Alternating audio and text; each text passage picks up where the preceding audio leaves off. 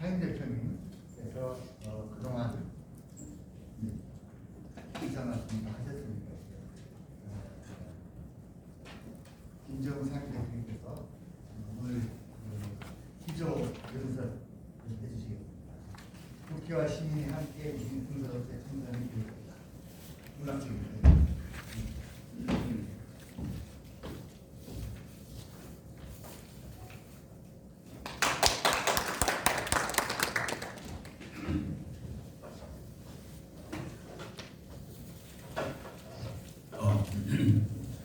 네, 여러분 반갑습니다. 오늘 이따가 특별 강연을 해주실 이문영 선생님 원고도 써주셨고 오늘 말씀을 이따가 잘 듣겠습니다. 감사드립니다. 다른 의원님들이 지금 국정감사 기간이기 때문에 시간에 제대로 못 오시는 것 같고요. 인재근 의원님은 국정감사 질 순서를 뒤로 미루면서 참석해 주셔서 정말 감사를 드립니다. 먼저 저희 유기청산 민주연대 그리고 그 연대가 올해 박정희 유신 선포 50년을 맞아서 특별히 결성한 유신 군사독재 50년 유신 50년 군사독재 청산위원회에 국회의원님들이 5분이 공동대표로 대표단 구성해 주셨습니다. 오늘 오신 인재근 의원님과 이하경 의원, 이용선 의원, 강은미 의원, 양정세 의원 이렇게 5분이 대표로 담으십니다. 또 민주운동단체에서 김준범 공동대표이십니다. 80년 전두환 내란 때에 중앙일보 전치부에서 활동하다가 강기했다. 저와 같은 80년 회디원님이십니다. 그렇게 7분으로 저희 의사결정이고 직업을 맡기겠다는 소개 말씀드리고요. 제가 맡은 순서는 오늘 바로 박정희 유신 선포 아까 말씀 나온 10월 유신 50주년입니다. 기념할 일이냐? 기념은 아니고요. 기억해야 할 일이라고 생각합니다. 원고는 열심히 썼습니다만 시간을 지키기 위해서 20분 내로 배정을 받았고요. 그냥 원고를 보지 않고 한 게 시간을 절약하는 방법일 수 있겠습니다. 제가 오늘 말씀드릴 거는 하나는 인재근 의원님께서 대표 발의해 주셔서 지금 국회 심의 절차에 들어가 있습니다만 그 국회 결의안에 의원 26명이 또 서명해 주셨고요. 그 내용과 같은 것입니다. 첫째는 우리 헌정사상 3번의 쿠데타와 내란이 있었습니다. 우리 다 아는 것처럼 1991년 5.16 쿠데타, 1972년 유신 쿠데타, 그리고 1980년 전두환 일당의 내란, 국권 찬탈이 있었습니다. 그 3번 쿠데타 내란 때마다 그 집단이 자행한 여러 불법 행위 중에 사실 민주주의 헌정사에서 중요한 것은 국회 강제 해산일 것입니다. 3번이나 무력 해산을 당했습니다. 여러분 국회 홈페이지 들어가 보시면 그 자체 역사를 기록한 그 란에 3번의 공백기가 있습니다. 그럼에도 불구하고 국회는 지금까지 한 번도 그 3번의 국회 불법 해산에 대해서 불법 그 성을 규탄하는 또는 비판하는 의사표현, 유감표명을 한 적이 없습니다. 국회는 우리 다 아다시피 여야 토론의 장이고 여야 협상의 장. 그렇기 때문에 어려운 점이 있긴 있었습니다만 그렇다 하더라도 최소한 피해 당사 기구임에도 한 번도 국회 해산에 대해서 검토하지 않고 유감표명도 하지 않은 것은 정말 유감입니다. 그 자체가. 올해 유신 50년을 맞이해서 특별히 국회가 처음으로 3번의 쿠데타 내란에 의한 국회 해산은 무효다 하는 선언을 촉구하는 그것을 결의하기 위한 결의안이 지금 제출되어 있고요. 뿐만 아니라 앞으로도 어떤 경우든 국회를 해산하는 것은 이거는 무효다, 인정할 수 없다 하는 것을 또 못 박았습니다. 또 하나 제가 말씀드릴 세 번째 중요한 것은 쿠데타 내란 때마다 국민이 선출하지 않았기 때문에 국민 대표성은 없고요. 물론 그래서 입법권이 없는 기구들이 유사 입법 기구들이 만들어져서 거기서 법률들을 양산했습니다. 뭐 가까이는 우리가 잘 아는 1980년 전두환 내란 과정에서 국가보위입법회의입니다. 1980년 5월 5.18 광주 항쟁을 유혈 진압한 뒤에 국가보위입법회의라는 것을 만들어서 여러 법률들을 양산했습니다. 그런데 알고 보면 그 국가보위입법회의에는 언론계도 들어가 있습니다. 유력한 언론사 사주도 들어가 있습니다. 한번 더 들여다보고 분석평가하는 일이고요. 그 다음에 그 전에는 1972년 유신 쿠데타 때입니다. 비상국무회의 있죠.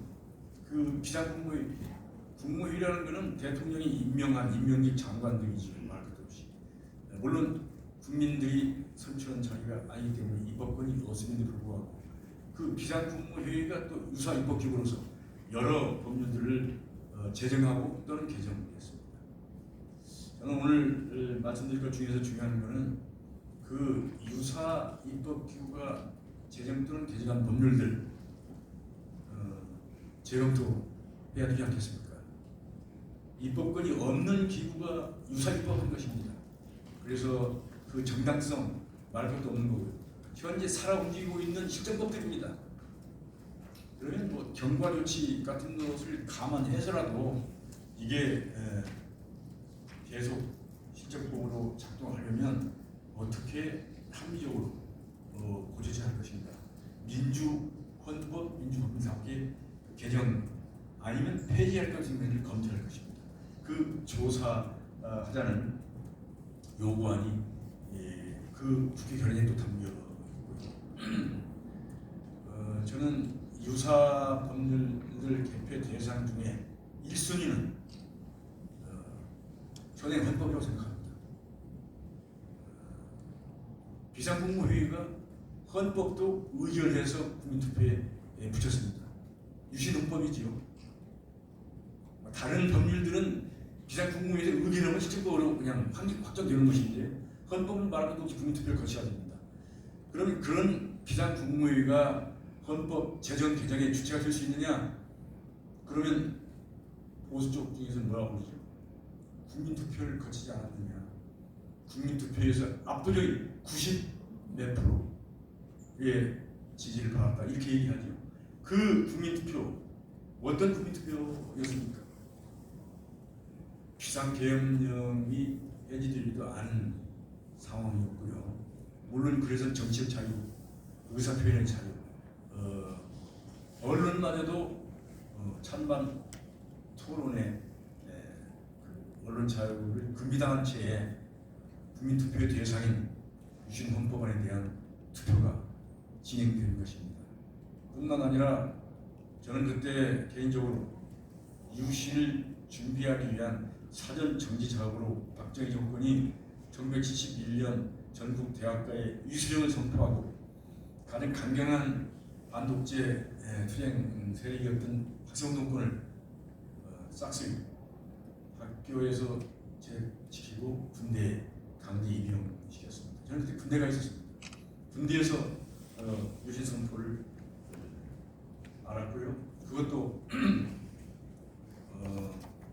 GOP 적재선부대 소총수였기 때문에 보안부대원이 와서 전해줘서 알았습니다. 그때는 전우신문을 들고 와서 이렇게 보여주면서 읽어봐라. 그리고는 소감이 어떠냐 라고 묻더라고요. 그래서 저는 어안이 벙벙하고 말을 제가 할 필요도 없고 할 수도 없었습니다. 그 다음에 그로부터 10월 17일, 10월 18일 그로부터 약 한 달 뒤일 것입니다. 아주 속도전으로 11월 아마 18일쯤에 국민투표를 했던 것으로 기억합니다. 저는 그때 아마도 군대 일병, 고참 일병, 상병 지우기 직전에 군대에서 그 국민투표를 직접 보았던 사람입니다. 어떻게? 그 전반 지키는 부대였기 때문에 소총부대 중대별 그 CP가 있었고요.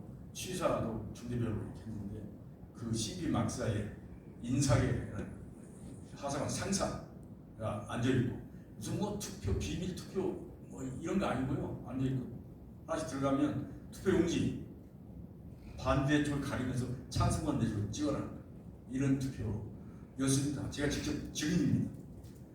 저는 그걸 보고 난 투표할 수 없다. 그래서 대대장이 건너와서 제 무용담을 잘하는 거 아니고요. 주문을 말씀드리기 위해서 건너와서 면담 투표 마감 시간이 지나가고 있었습니다. 그래서 제가 그랬습니다. 나는 차라리 투표를 안 하겠다. 안 하는 게 낫겠다. 그냥 마감 시간 넘기겠다. 이렇게 했더니 대대장 육사 출신이 아니었어. 일반 장교 그런 기일병 하지 말지 안 했습니다.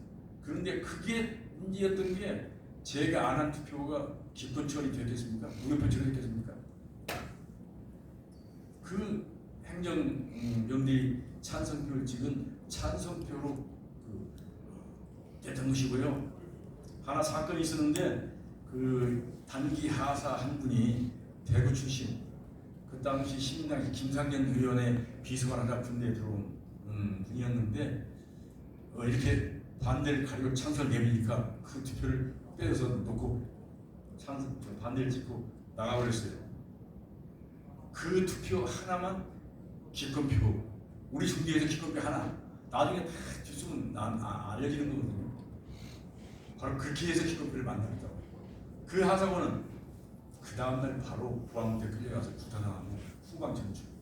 왜? 전방에 있으면 우리 다 실탄 소전 총배고 보수하는 전방 전출. 이런 그 군대 내에 군투표 현장을 보았던 사람이고요. 나중에 와서 또 기자들 취재해서 다 들은 얘기지만 군대뿐만이 아니고 관변단체 공모지 할 것 없이 95% 이상 기관장, 지휘관 책임 아래에 달성해라는 지령이 떨어졌던 겁니다. 그거 다 달성했다는 거고요. 그렇게 해서 만들어낸 국민투표였습니다. 그게 무슨 국민투표이겠습니까? 그렇게 통과시킨 유신헌법입니다. 유신헌법의 그 작성 출제, 비상국무회의 이게 유연적인뿐만 아니라 마지막 그 절차인 국민투표, 엉터리 국민투표. 나중에 말이 많으니까 다시 했지요. 1년 뒤에 다시 했어요. 그때도 찬성률 70몇 프로. 이런 유신헌법 이것을 우리 알다시피 1980년 2월 항쟁의 덕택으로 이제 뭐 민주화로 간다. 그러면 유신헌법을 개정해야지. 유신헌법 대통령 임기제 7년 이거를 민심을 하고 달래기 위해서 말하자면 민주화운동 진영을 달래기 위해서 개헌을 하는데 5년 단임제다 이렇게 했는데 그 자체가 유신헌법의 잔재 아니겠습니까? 지금까지 내려오고 있는 것입니다. 세계 모든 민주국가의 민주헌법은 어떻습니까? 보편적으로 대체로 4년 중임제를 하고 있습니다. 그 정파별로 정치적으로 다 4년 중임